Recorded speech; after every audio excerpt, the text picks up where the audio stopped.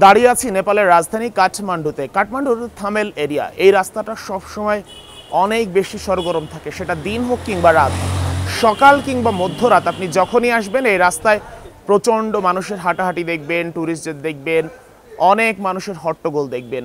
সকল দোকানপাট খোলা থাকে, অনেক বেশি জমজমাট এরিয়া বলতে যা বোঝায় সেটাই থাকে এখানে। কিন্তু আজকের পরিস্থিতি একেবারেই ভিন্ন। নেপালের বর্তমান অবস্থা আসলে আপনাদের সবারই জানা, আন্তর্জাতিক গণমাধ্যমের মাধ্যমে আপনারা ভালোভাবেই জেনেছেন যে নেপালে রাজনৈতিক পট পরিবর্তন হয়েছে। কেপি শর্মা ওলি নেপাল ছেড়ে চলে গেছেন এবং এখন নতুন গভর্নমেন্ট আসার অপেক্ষায় আছে নেপাল। তবে আমাদের আসার মূল উদ্দেশ্য ছিল এখানে মূলত বাংলাদেশ জাতীয় ফুটবল দলের ম্যাচ ছিল, ফিফা ফ্রেন্ডলি ম্যাচ নেপালের বিপক্ষে। সেই ম্যাচ সামনে রেখেই বাংলাদেশ ফুটবল দল এখানে আসে এবং সেই ম্যাচের জন্যই মূলত আমাদের আসা। প্রথম ম্যাচটা হলেও সেকেন্ড ম্যাচ আর মাঠে গড়ানো সম্ভব হয়নি। ইভেন ম্যাচের আগের দিন বাংলাদেশ ফুটবল টিমও অনুশীলন করতে পারেনি। এখন আসলে প্রশ্ন, বাংলাদেশ ফুটবল টিম কেমন আছে, তারা কবে দেশে ফেরত যেতে পারবে?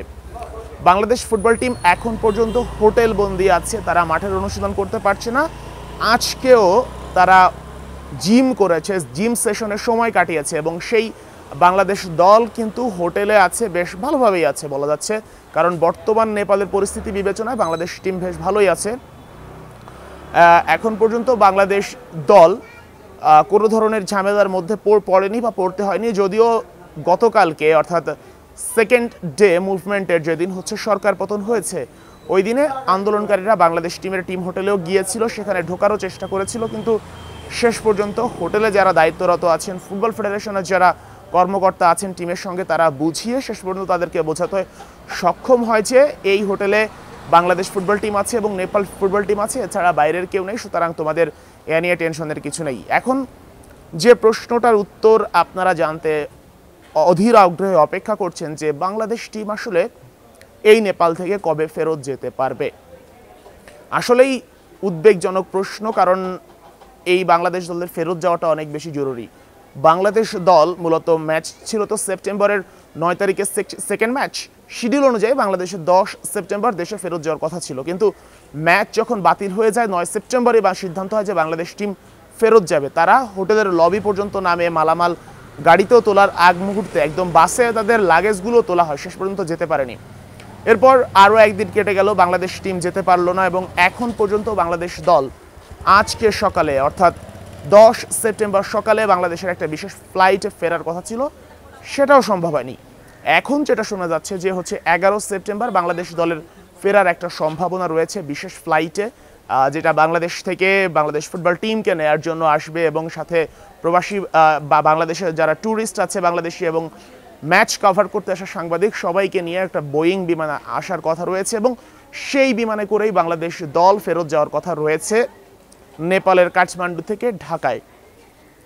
এখন বাংলাদেশ টিমের যাওয়াটা আসলে কারোর হাতেই নেই। যখন একটা দেশের গভর্নমেন্ট ফল করে তখন আসলে পট পরিবর্তনের সাথে সাথে অনেক কিছুই পরিবর্তন হয়। গতকালকে আমরা যখন শুনতে পাই যে হচ্ছে বিমানবন্দরে যারা কর্মকর্তা কর্মচারী ছিলেন সবাই চলে গেছেন, আমাদের একজন সহকর্মী তার বোর্ডিং পাসও হয়ে গিয়েছিল, শুধুমাত্র তিনি বিমানে উঠবেন তখন শুনে যে তাকে বহন করে যে বিমানটা নিয়ে যাবে সেই বিমানটা এয়ারপোর্টে আসলো, শেষ পর্যন্ত ত্রিভুবন বিমানবন্দরে ল্যান্ড করতে পারেনি, সেটা হযরত শাহজালাল বিমানবন্দর ঢাকাতে ফিরে যেতে হয়েছে এবং শেষ পর্যন্ত বোর্ডিং করার পরেও দেশে ফেরত যেতে পারেনি। শেষ পর্যন্ত তাকে কিন্তু, তার ফ্লাইট ছিল সেই 9 সেপ্টেম্বর, তাকে কিন্তু 11 সেপ্টেম্বরের একটা টিকিট পাঠিয়েছে বাংলাদেশ বিমান থেকে, যে তার টিকিটটা চেঞ্জ করে 11 সেপ্টেম্বর পাঠিয়েছে এবং বোঝা যাচ্ছে যে সব পরিস্থিতি যদি স্বাভাবিক হয় 11 সেপ্টেম্বর বাংলাদেশ ফুটবল টিম সহ সাংবাদিক সহ যারা আছে সবাই মিলে আমরা হচ্ছে একসাথে ঢাকায় ফেরত যেতে পারবো।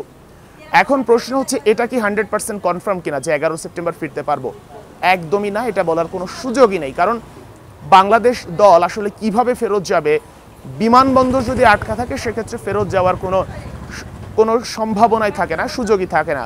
ইভেন বাংলাদেশ টিম কিন্তু 9 সেপ্টেম্বরে হোটেল চেক আউটও করে ফেলেছিল, সবাই যার যার রুম ছেড়েও দিয়েছিল এবং তাদের রুমে অন্য গেস্টরাও বুকিং দিয়ে উঠে ফেলেছিল। সেই পরিস্থিতিতে আসলে বাংলাদেশ টিমকে বেশ কষ্ট করেই থাকতে হয়েছে টিম হোটেলে, এক রুমে বেশ কয়েকজন ফুটবলারকে থাকতে হয়েছে। সে যাই হোক, শেষ পর্যন্ত ফুটবলাররা মোটামুটি ভালো আছে, কারো কোনো সমস্যা হয়নি। যেহেতু বাইরের কোনো একটা দেশে এই ধরনের সিচুয়েশন তৈরি হয়েছে তাই দুশ্চিন্তা অবশ্যই থাকবে। তবে আমি বারবার করে বলছি, বাংলাদেশের ফুটবলাররা ভালো আছে, গণমাধ্যম কর্মী যারা আছেন তারা ভালো আছে, প্রবাসী বাংলাদেশি যারা আছে নেপালে তারাও ভালো আছেন।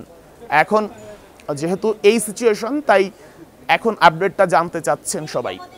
এখন বাংলাদেশ ফুটবল টিম যদি ফেরত যেতে নাও পারে, সেক্ষেত্রে ধারণা করা হচ্ছে আরও 2-1 দিন যদি থাকাও লাগতে পারে, সেটাও হতেই পারে। যদি বিমানবন্দর না খোলে তাহলে এমনও হতে পারে যে দলকে আরও 2 দিন বা 3 দিন থাকা হতে পারে। তবে বাংলাদেশ ক্রীড়া মন্ত্রণালয় কিংবা ফুটবল ফেডারেশন, বাংলাদেশ পররাষ্ট্র মন্ত্রণালয় সবাই খুবই সিরিয়াসলি নিয়েছে বিষয়টা, যে এনিহাউ সুস্থভাবে সুন্দরভাবে বাংলাদেশের ফুটবলারদের ফেরত নেয়ার ব্যাপারটা। গতকালে এম্বাসি থেকে প্রতিনিধি এসেছিলেন, বাংলাদেশ এম্বাসি থেকে, নেপালের বাংলাদেশ এম্বাসি থেকে, তারাও বেশ আশ্বাস দিয়ে গেছেন, তারা সর্বোপরি হেল্প করছেন। তো এখন আসলে আরও একটা প্রশ্ন অনেকের মাথায় আসছে, নেপালে আসলে কে দায়িত্বে বসছেন, কেপি শর্মা ওলির পর কে আসলে দায়িত্বে বসবেন। তো এখন পর্যন্ত একজন ব্যক্তির নাম শোনা যাচ্ছে, বালেন্দ্র সাহা। তিনি হচ্ছেন সাবেক মেয়র নেপালের, এবং 2022 সালে তিনি মেয়র নির্বাচন হন, এবং তিনি হচ্ছেন, বালেন্দ্র সাহা হচ্ছে নেপালের প্রথম নির্দলীয় মেয়র, এবং তার জনপ্রিয়তা এত বেশি যে আস্তে আস্তে তার জনপ্রিয়তা আরও বাড়তে থাকে। এবং এই বালেন্দ্র সাহা একজন র্যাপ সিঙ্গার, তার অনেক বেশি জনপ্রিয়তা, লট অফ পপুলারিটি তার। এবং তিনি হচ্ছে, তার আরও একটা বিশেষ গুণ আছে যে তিনি কখনো সোশ্যাল মিডিয়াতে কোনো সব কিছুই আপডেট করেন, কোনো টেলিভিশন কিংবা পত্রিকা কোনো সাক্ষাৎকার দেন না, যে কারণে তিনি জেনজিদের কাছে আরও বেশি জনপ্রিয়। তিনি জেনজিদের হাইপটা বোঝেন, এজন্য জেনজিরাও চাচ্ছে যে সেই বালেন্দ্র সাহাকে। তো দেখা যাক আসলে শেষ পর্যন্ত কি হয়, কে হলো না হলো। এটার চেয়ে আমাদের মূল কনসার্ন হচ্ছে আমাদের যে football team, Bangladesh football team, আমাদের যে গণমাধ্যম কর্মী কিংবা আমাদের যারা ট্যুরিস্ট বাংলাদেশি আছে, তারা যেন সবাই নিরাপদে নেপাল থেকে ফিরে যেতে পারে। এটাই সবচেয়ে আশার কথা, এটাই সবচেয়ে প্রত্যাশিত শব্দ আমাদের কাছে। Sheikh Ashiq, star news, Kathmandu, Nepal.